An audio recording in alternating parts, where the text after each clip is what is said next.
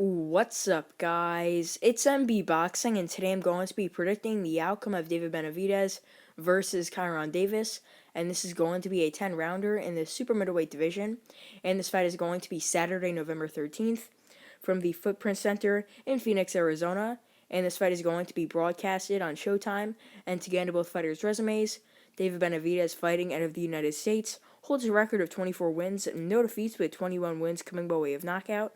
He's currently ranked number 7 by BoxRec in the super middleweight division. And he's also a two-time former WBC super middleweight world champion. And not to list some of his best victories, he has a split and unanimous decision victory over Ronald Gavril, a knockout victory over Jalen Love, a knockout victory over Anthony Durrell, a knockout victory over Romer Alexis Angulo, a knockout victory as well over Ronald Ellis. And now to get into his opponent's resume, Kyrone Davis, fighting out of the United States as well, holds a record of 16 wins, 2 defeats, and 1 draw, with 6 wins coming by way of knockout. He's currently ranked number 43 by BoxRec in the super middleweight division.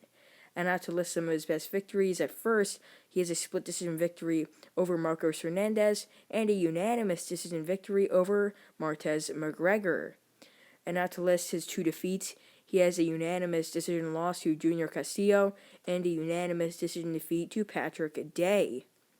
And now to list his one and only draw, it came by split decision against Anthony Durrell for the WBC Super Middleweight World Title Eliminator in February of 2021, which was a shocker because many people, myself included, were not giving Kyrone Davis much of a chance at all to have a competitive fight with Durrell, but he did, and he almost won that fight. I can't remember how I scored it, but I remember the fight being very, very close and competitive, and either man could have won. And in my opinion, this fight is going to be one-sided in favor of David Benavidez. Not only is Benavidez the more experienced fighter, I mean, he's also the former champion. He's got power, he's got speed, and he's just overall the bigger, stronger man.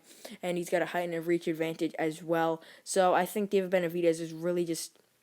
he's got the perfect attributes for this fight against Kyrone Davis. Davis just naturally smaller, not as much power, and his defense is shaky, and that's just perfect for Benavidez. I mean, we saw that shaky defense that Davis has against Martez McGregor in his last fight, where he was getting hit so much and had a real scary fight and almost lost. And he got lucky, actually, because the referee deducted like 2 points from Martez McGregor for like punching after the break, even though the referee didn't call it, and it shouldn't have been a point deducted at all. But yeah, Davis got lucky and got a really close, generous, like 1 point decision victory, like a 75-74 decision, like it was only an 8-rounder. But Martez McGregor was like knocking Davis's head around, and he was an opponent who had a record of 8-4. But remember, before that, Davis did have that competitive fight, that ultra-competitive fight, I should say, against Anthony Durrell. But for David Benavidez, he also is involved in some of his own controversy now. He was getting criticized in like August of 2020 for missing weight and losing his title against Romer Alexis Angulo. But now he weighed in at 169 pounds. Sorry about that. And many people are criticizing him, considering that they don't really know the contract for this fight. I mean, Benavidez obviously knows it, and he weighed in at the correct limit of 169 pounds. Because in the contract, I believe Benavidez did say in a social media post that it said that the weight limit is like 168 plus 1 pound, so he weighed in perfectly at 169. So yeah, I guess that works out fine. The commission didn't have a problem with it. There wasn't any like sort of unrest with the announcer. Jimmy Lannon Jr. wasn't saying that he'll have so and so time to lose this weight. He just said he weighed in at 169 pounds as followed. He made weight, and so on. They do the face-off, and now we're here on fight night, and hopefully these two could have a decent fight, but I just can't see it happening. I think Benavidez, being that he's just bigger, stronger overall, is just going to dominate in this fight. Davis might have some success early on when Benavidez is trying to figure him out, like maybe in the first 2 rounds, but I can't really see him winning them. If not, those rounds would be competitive. But Davis will really need to go to the body and try and counter Benavidez if he's going to win. Because Benavidez, I mean, he's just faster, stronger. As I mentioned before, many times. I mean, Benavidez is really just going to be the one coming forward, being that bull in this fight, being the bully as well. Just coming forward, ripping shots to the body, ripping shots to the head. And as I mentioned before, Davis does have some pretty shaky defense, so I can't really see him staying the distance, or going the distance, I should say.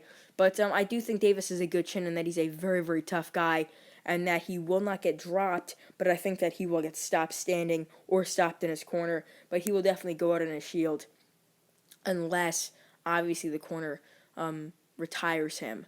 But Davis, I mean, he has shown a good chin. He took a lot of shots from Durrell, but I wonder how he will be taking shots from a guy like Benavidez. But we will see, and I think that he will be able to take them, but ultimately get stopped, as I mentioned before.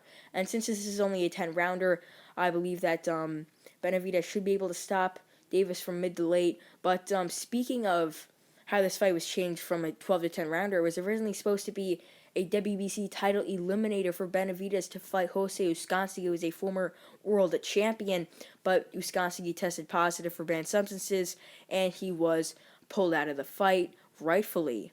And now it is a 10-round non-title eliminator bout.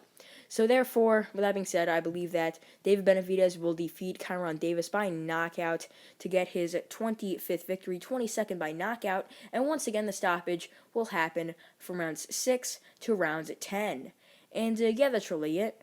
I'm MB Boxing. Thanks for watching, and I'll see you guys later.